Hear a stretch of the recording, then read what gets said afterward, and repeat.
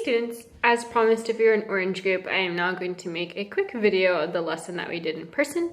If you're in blue group, you can watch this as a preview for what we'll cover in class on Thursday. Actually, if you're blue group, you're going to want to watch this so that the rest of your assignment, that playlist actually makes sense. Let's go.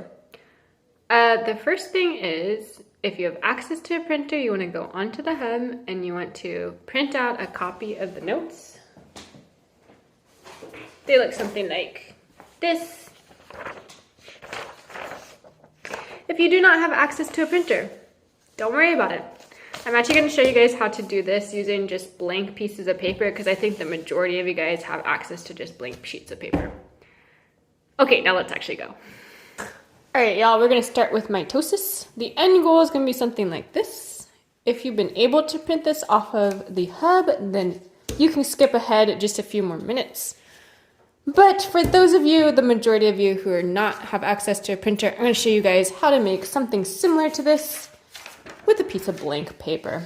If all you have is lined paper, it's okay. It will all be okay. The first thing you want to do is fold your paper into thirds, which I find easiest to do by just kind of sandwiching it there, make a little crease. Now when I open them up, I should have thirds.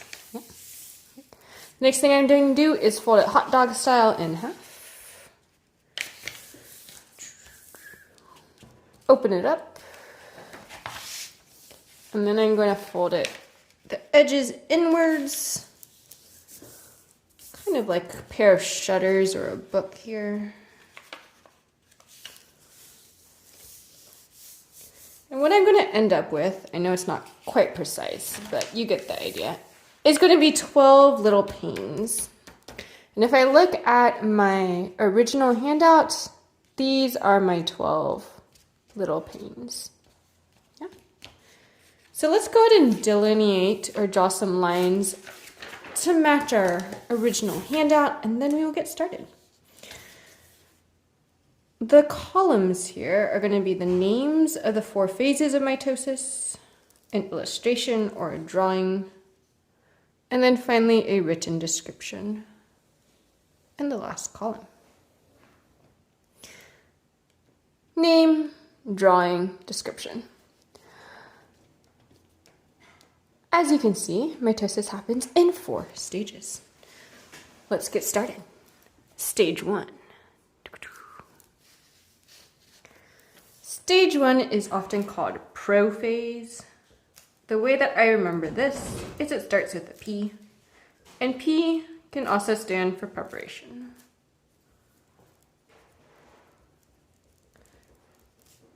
This is where the cell has already gone through his G2, he's completely ready to divide, and he's going to start preparing himself to do the elaborate mitosis dance that helps him divide his DNA. Let's draw ourselves a cell. First question we have to ask ourselves, it's a eukaryotic cell, it's found in our own bodies. All of the DNA is usually found inside of a nucleus. But in order for the DNA to move around and divide properly, we actually need to free it from the nucleus. Liberate the DNA. The first step in prophase is where the nuclear membrane is going to break down.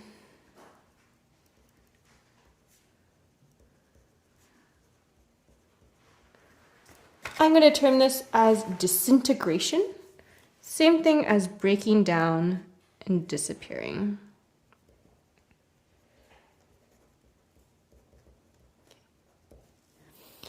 Now, let's take a look and see what's happening to the DNA inside of the nucleus. Inside of the nucleus, we have our chromosomes. Remember, those are those tightly wound pieces of DNA. The chromosomes are going to wind themselves even tighter. I'm going to call that condensing. Much like condensation on your windshield, getting smaller. The chromosomes condense into tiny, tiny packages because it's easier to move them around when they're that condensed. I'm going to remind myself that a chromosome is a tightly wound piece of DNA. I'm also going to remind myself that these chromosomes have already gone through DNA replication in the S phase. And so for every chromosome, there is an identical duplicated chromosome. Okay. When I have my two identical chromosomes like this, they're going to be attached together with a little protein called a centromere. And this is where you get that distinctive X-looking shape when people are talking about chromosomes. One last little piece of terminology for them. These two chromosomes that are identical to each other after DNA replication are going to be called sisters. And these sisters are specifically sister chromatids. So what does my DNA look like inside of this rapidly disintegrating nuclear membrane? It's going to look like a pair of chromosomes that are identical to each other, attached at the center with the centromere protein, and these pairs together are going to be called the sister chromatids. Let's go ahead and put 2 inside of our nucleus for now. I'm going to put a long chromosome here attached with a centromere, and I'm going to put a shorter set of sister chromatids attached with a centromere. Now, in your body, you're going to actually have 46 sets of these, but we don't want to draw 46 right now. We just want to see what happens. So we'll go with the 2 for our example. All right. There's 2 more players here. The first players are the centrioles or the centrosomes. There are so many words that start with centri or C's here. Use some colors to help you distinguish them, and then you'll eventually get used to them. Centrosomes. Okay. These are little L-shaped protein blocks. They have been duplicated during G2. And what they're going to do is they're going to move to opposite sides of your cell, something like this. They're going to serve as anchor points and tug-of-war players in this little mitosis dance.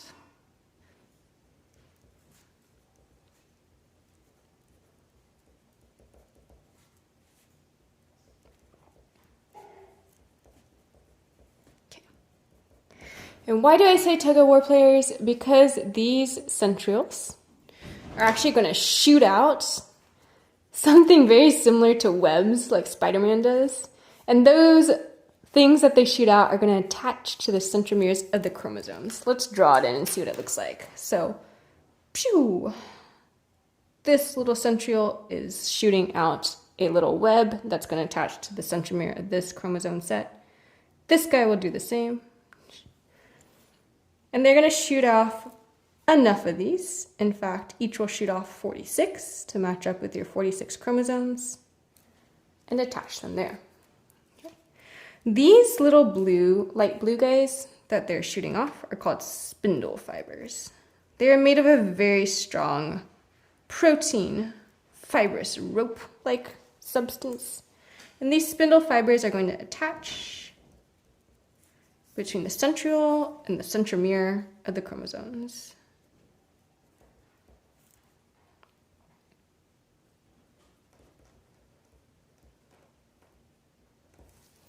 Whew. This phase is the phase where a lot of things are happening. So we have the nuclear membrane disintegrating. We have the chromosomes condensing into little packages and finding their sister chromatids. We have the centrioles moving to opposite sides of the cell, and then spindle fibers shooting off of the centrioles and attaching to the centromeres. Why are they doing this? Because they're about to move them around. Let's go back. Take a look at the big picture. That was the first step of mitosis. The second step is going to be prophase. After prophase, we have metaphase. It's so meta. Metaphase starts with an M, and I like to associate it with middle because that is exactly where your chromosomes are going to be heading. So nothing has changed about the cell really. He's going to still look very spherical.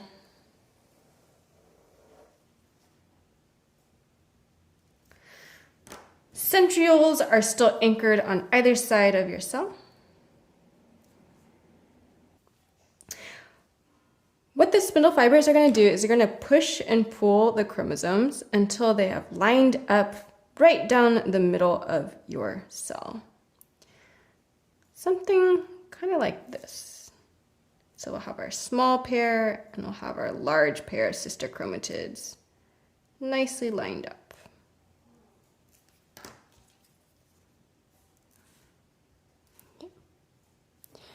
Let's quickly summarize this. So we're going to say that the chromosomes align, meaning they lined up.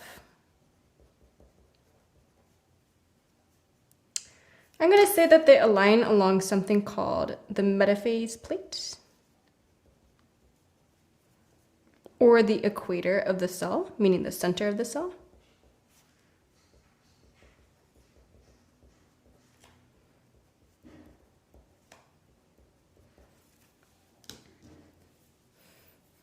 And I'm going to say that they do this because the spindle fibers are pushing them along. So let's say with the help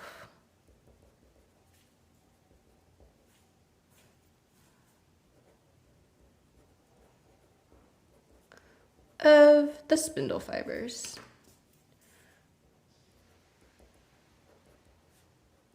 That is metaphase. Prophase, everything's getting set up. Metaphase, we finally start the push and pull process. We're going to push and pull the chromosomes until they're nicely aligned down the midline or the equator of the cell. Metaphase, M for middle.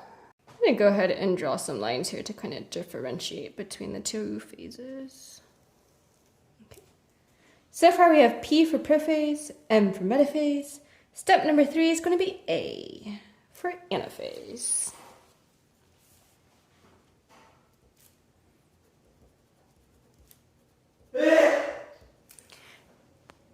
And anaphase, I like describing or associating the A with being apart. Why? Because all those lovely chromosomes that have been nicely aligned are now going to engage in a tug-of-war that will eventually split them apart. What's going to happen is the centrioles will start moving towards opposite ends of the cell. They'll actually stretch the cell out so it becomes a little bit more elongated. And as they go, spindle fibers will shorten along the way and pull the chromosomes apart. Let's depict it for ourselves. So we got our two team players, our centrioles, on opposite sides. They are tugging along their spindle fibers as if I'm moving in this direction. Yes. And in this direction.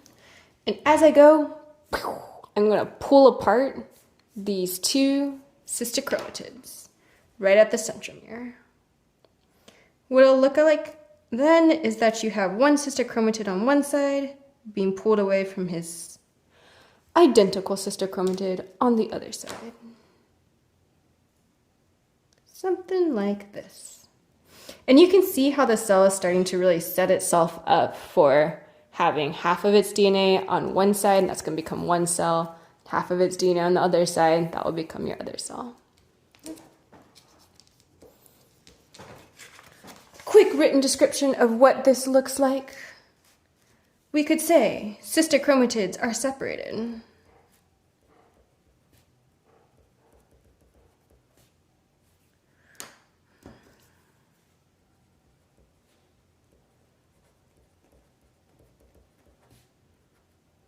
We can think about it as being pulled apart so that we have that A for anaphase.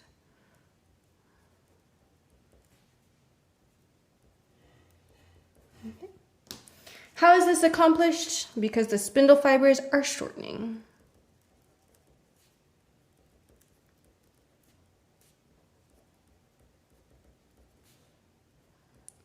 And this causes them to pull the sister chromatids apart.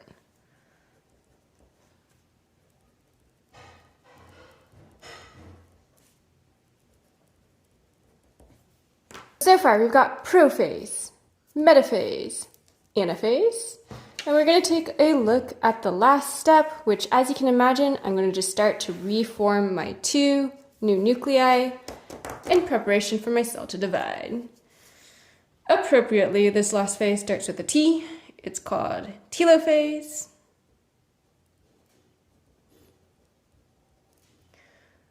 And for the T, I like to think of it as being 2, because we're about to form our 2 new nuclei. The cell at this point is really stretched out. He's about ready to become 2 new cells. On opposite ends of the cell, I'm going to have my chromosomes. They have now been separated. Little guy, big guy. Now that the chromatids are separated, we call them chromosomes again. Centriole is no longer really needed, but he's going to hang out there on either end of the cell. So now I have 1 pair for each cell.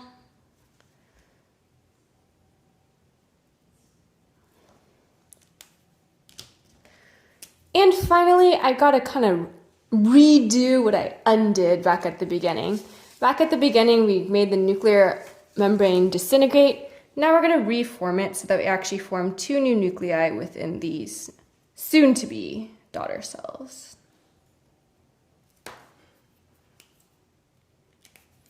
And as you can imagine, these portions of the cell membrane are about to pinch together like this to form my 2 new cells. I'm going to draw a little dotted line here to kind of represent that. Oh, we forgot to put some continuation between our phases. It is all the same cell. I'm just showing it in stages. This right here is going to be called a cleavage furrow.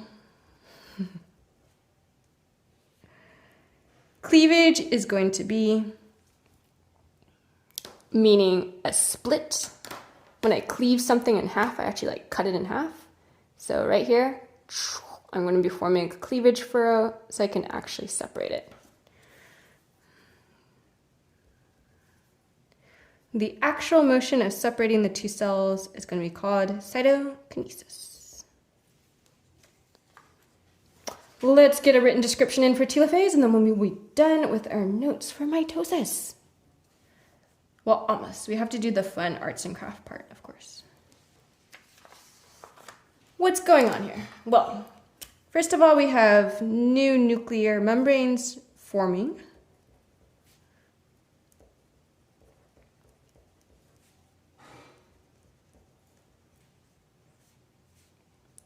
That's going to form around the new nuclei.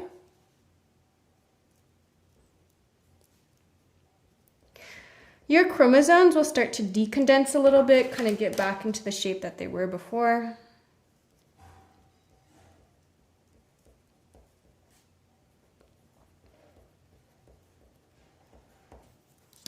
And then finally, you're going to have a cleavage furrow develop.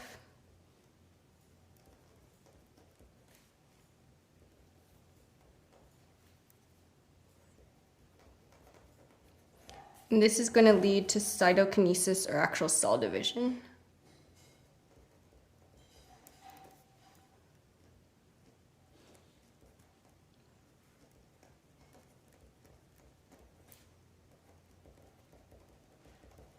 Cytokinesis happens at the end of mitosis, but is not technically considered part of mitosis. It's kind of the very end there. All right. Zooming in just a bit for those of us who need it. I'm also going to post a complete list of this notes on the hub. So there you have it. Let's look at just the visuals really quickly. So, prophase. Spindle fibers are starting to attach to the chromosomes. Chromosomes are finding their sister chromatids. We're getting ready for the dance. Metaphase. Chromosomes are lined up in the middle by the spindle fibers. Anaphase. The chromosomes are pulled apart by the spindle fibers. Telophase. Chromosomes are released by the spindle fibers on opposite ends of the cell. New nuclear membranes form. We start to get a little pinch in the cell membrane as we prepare for cytokinesis. And very soon we will have 2 identical daughter cells. Prophase, P for preparation. Metaphase, M for middle. Anaphase, A for apart, pulling those chromatids apart. Telophase, 2 for 2 new nuclei. Fold this over and let's give ourselves a handy dandy acronym to remember what's going on. We can call this P M A T or PMAT. Often I will refer to PMAT in class. I'm talking about prophase, metaphase, anaphase, telophase. If you got a pair of scissors handy, you can have fun. Cut yourself just a small little flap here, so that when you see P, you can open up to get prophase. When you see M, you can open it up to get metaphase. And when you see A and T, you can open both of them up to get anaphase or telophase. This handy dandy guy should go onto page 69 of your notebooks. I know I'm on page 59, but you get the idea. You can glue him in. You can title him Mitosis. Maybe the stages of mitosis. Whoa, we know how to spell stages.